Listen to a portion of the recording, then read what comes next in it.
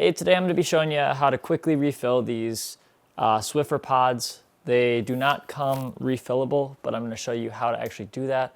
It's a huge waste to the environment, so we're going to be taking this off, showing you with one simple tool and how to refill them with your desired, refill. All right, so the three items you're going to need, or realistically two, is you're going to need a pair of pliers that will fit around this nozzle head, a glove for getting this off because it does get a little tight, and obviously the refill replacement that is empty now.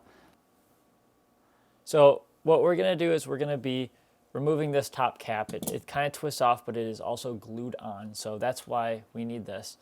So you can either grab the glove. I'm going to do it without the glove for this one, but all you would need to do is realistically get a grip on there, kind of put your weight down on there so it's not going to break the cap, and twist with this. So depending on your grip strength, you might want the glove, but you should work a little bit on here, and the cap comes off just like so.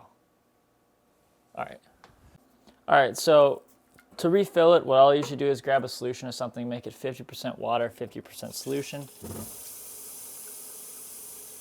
So I'll fill it up so it's 50-50, and then I'll transfer it over to the container. So now you're filled up on here, and then all you need to do is make sure this little plastic seal here, it can come off. You want to make sure it's pushed all the way up against the top. Screw it back on tight, and you're good to go. So with your completed new canister of refilled juice, you're going to want to throw it in the machine, just like so, kind of like how you would change it. And as you can see, from an empty can to a brand new one, you have a fully working canister, no expense to you.